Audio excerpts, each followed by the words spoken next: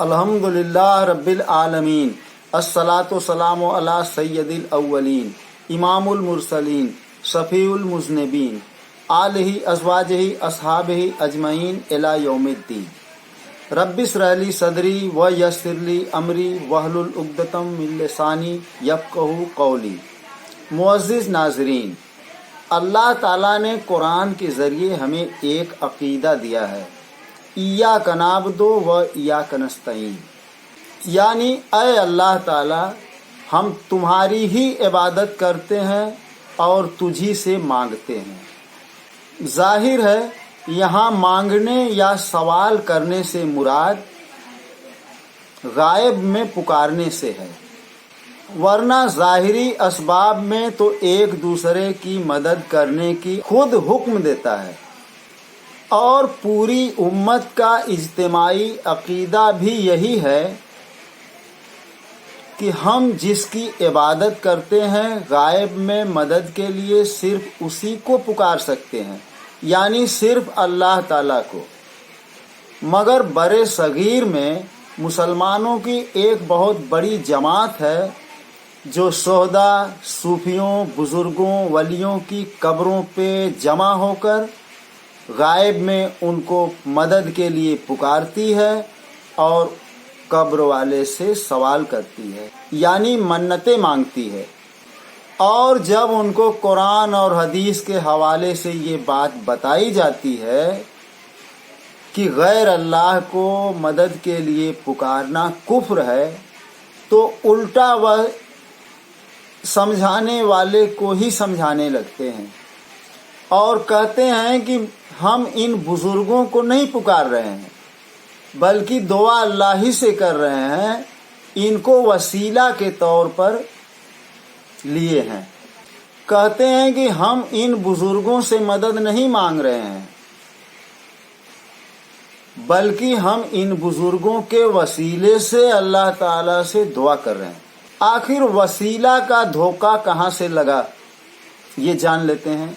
सूरह माइदा आयत नंबर 35 में अल्लाह फरमाता है, ऐ ईमान वालो, अल्लाह से डरो और उसका वसीला यानी कुर्ब तलाश करो और उसकी राह में तुम जद्दोजहद करो ताकि तुम फलाह पाओ।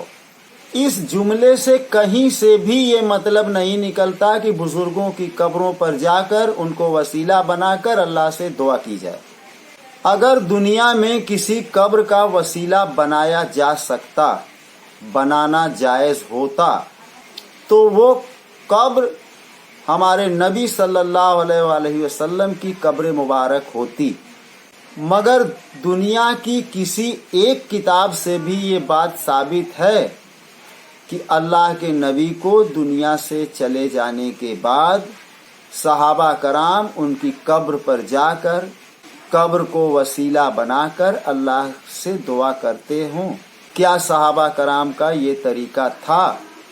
नहीं, कतई नहीं। बल्कि इसके बरअक्स बुखारी में आता है कि उमर रज़ी अल्लाह अन्हु के दौरे खिलाफत में एक बार कहत पड़ा, यानी सूखा पड़ा। तो उमर रज़ी अल्लाह अन्हु नबी सल्लल्लाहु अलैहि वसल्लम के चचा हज़रत अब्बास इब्ने अब्दुल मुत्तलिब को अपने साथ लेकर मस्जिद नबवी गए। कहाँ गए? मस्जिद नबवी, कब्र रसूल पे नहीं। और दुआ की, ऐ अल्लाह, जब तक हमारे बीच नबी सल्लल्लाहु अलैहि वसल्लम मौजूद थे, हम उनको लेकर आपकी बारगाह में आते थे और उनकी दुआ की बरकत से बारिश होती थी। और आज हमारे बीच नबी सल्लल्लाहु अलैहि वसल्लम मौजूद नहीं हैं, इसलिए हम उनके चचा को वसीला के तौर पर लाए हैं। और उमर रज़ी अल्लाह अन्हु दुआ करते थे और रावी बताते हैं कि उनकी दुआ की बरकत से बारिश हुई। ये तो रही वसीला शख्सी की बात, मगर जिन लोगों ने वसीला शख्सी की भी धज्जी उड़ाते हुए ऑन कैमरा कब्र वाले से डायरेक्ट इस्तानत कर रहे हैं, मांग रहे हैं, ये लोग या इन लोगों का अदारा मदनी चैनल दुनिया के सामने कौन सा दीन पेश कर रहा है, जरा सोचिएगा। मीठे मीठे इस्लामी भाइयों, अल्हम्दुलिल्लाह वो दरबार जिस पर हाज़िरी की हर आशिक रसूल को तो इंशाअल्लाह दरबार गौस में जाकर अर्ज़ करना है, जो दूर से अर्ज़ करते थे कि झोली को मेरी भर दो वरना कहेगी दुनिया, ऐसे सखी का मंगता फिरता है मारा मारा। इंशाअल्लाह आज गौसे पाक के दर पर जाकर झोली भर के आना है, इंशाअल्लाह उनसे अर्ज़ करना है, क्योंकि उनके मुरीद है ना कि मेरी लाज रख लो या गौस, मैं मुरीद हूँ तुम्हारा। इंशाअल्लाह गौस पाक तेरे हाथ में हाथ मैंने दिया है, तेरे हाथ है लाज या गौस आज़म। गौस पाक में सारी जिंदगी पढ़ता रहा या अल्लाह बरोज़े क़यामत गौस पाक के गुलामों में उठाना।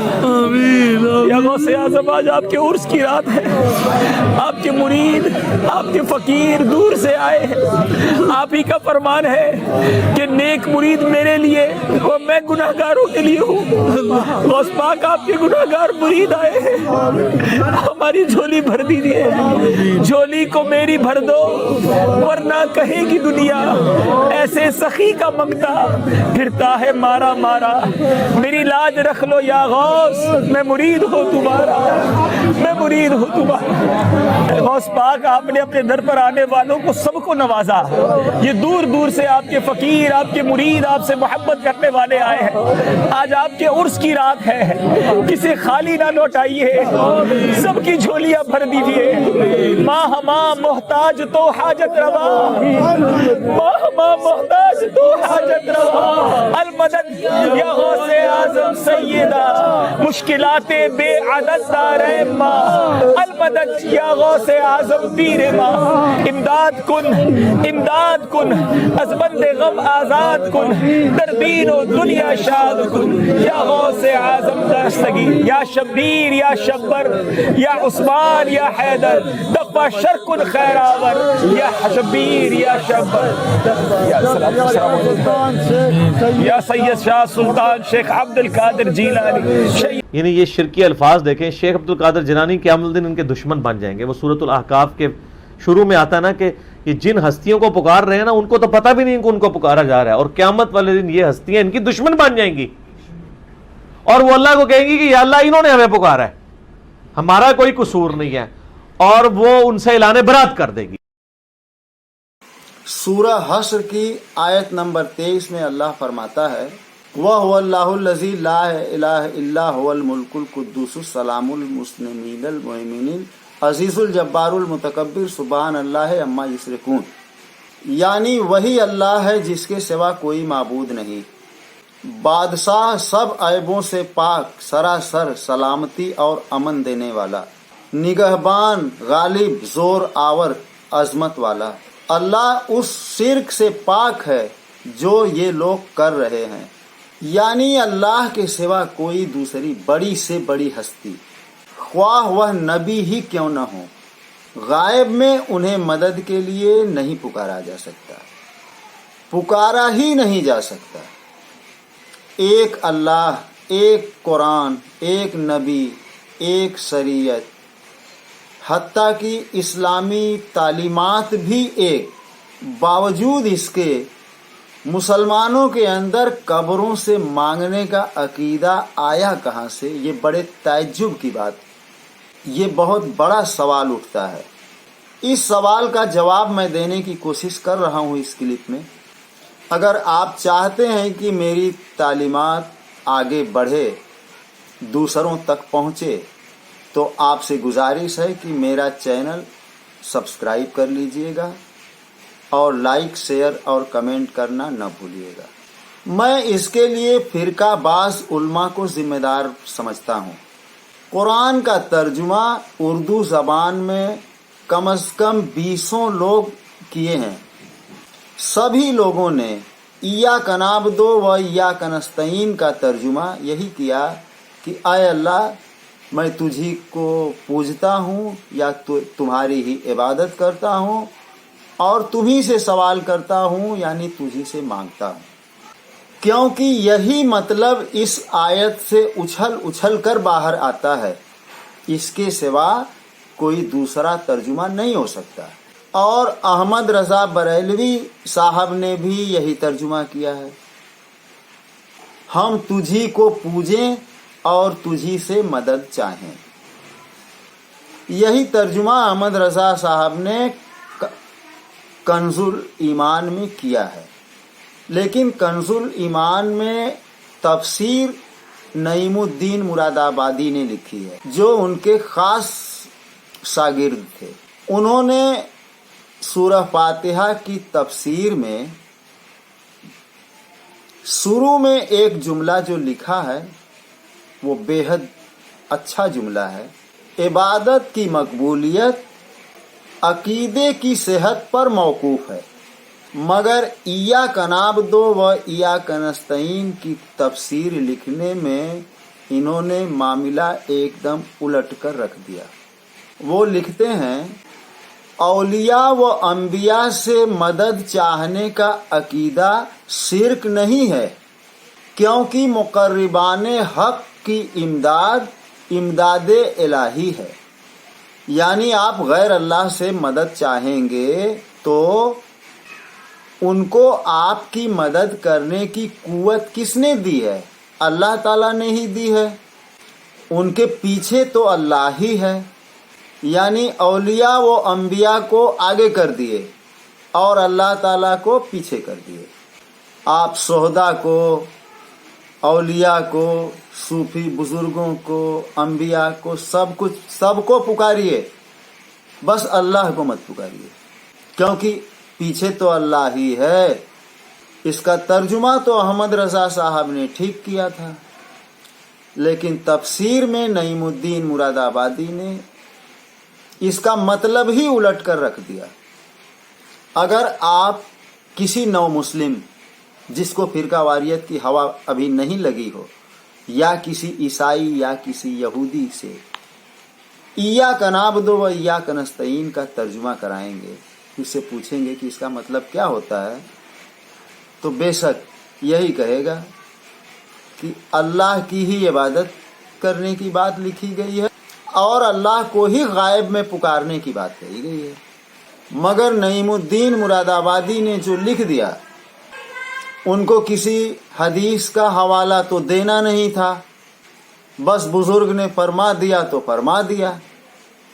اور سب سے بڑا بزرگ اللہ کیا فرما رہا ہے یہ جاننے کی کسی نے کوشش نہیں کی۔ ہمیں سوچنے کی یہ ضرورت ہے کہ اللہ کیا فرماتا ہے۔ اللہ فرماتا ہے، تمہارے لیے نبی کی زندگی آئینہ دار ہے، یعنی نمونہ ہے۔ اب اللہ تعالیٰ کا کہنا مانتے ہوئے یہ دیکھنا ہے کہ نبی صلی اللہ علیہ وآلہ وسلم کو اللہ تعالیٰ نے سب سے بعد میں مبعوث کیا۔ سارے انبیاء تو ان سے پہلے دنیا میں مبعوث کیے جا چکے تھے، تو کیا ہمارے نبی دیگر انبیاء کو مدد کے لیے پکارا کرتے تھے؟ کیا دنیا میں کوئی ایسی کتاب ہے جس میں ضعیف حدیث کی تو بات ہی نہیں کرتا، من گڑھنت یعنی موضوع حدیث سے بھی یہ ثابت کر دیں کہ اللہ کے نبی عیسیٰ علیہ السلام کو پکارا کرتے تھے، ابراہیم علیہ السلام کو پکارا کرتے تھے، نوح علیہ السلام کو یا موسیٰ علیہ السلام کو کبھی پکارے ہوں مدد کے لیے؟ سورہ حج کی آیت نمبر 73 اور 74 میں اللہ فرماتا ہے، اے لوگو، ایک مثال بیان کی جاتی ہے، اس کو غور سے سنو۔ تم لوگ خدا کے سوا جس چیز کو پکارتے ہو وہ ایک مکھی بھی نہیں پیدا کر سکتے، اگرچہ سب کے سب اس کے لیے جمع ہو جائیں، اور اگر مکھی ان سے کچھ چھین لے تو وہ اس سے چھڑا نہیں سکتے۔ مدد چاہنے والے بھی کمزور اور جن سے مدد چاہی جا رہی ہے وہ بھی کمزور۔ انہوں نے اللہ کی قدر ہی نہیں پہچانی جیسا کہ پہچاننے کا حق ہے۔ بے شک اللہ طاقتور ہے، غالب ہے۔ دوستو، اللہ کی قدر پہچانیے جیسا کہ اس کا حق ہے۔ اب اگلی ملاقات انشاءاللہ اگلے کلپ میں ہوگی۔ ایک نئے موضوع کے ساتھ آپ سے ایک بار پھر گزارش کر دے رہا ہوں کہ آپ میری دعوت کو اگر آگے بڑھانا چاہتے ہیں تو میرے چینل کو سبسکرائب کر لیں، لائک شیئر اور کمنٹ کرنا نہ بھولیں۔ السلام علیکم ورحمۃ اللہ وبرکاتہ۔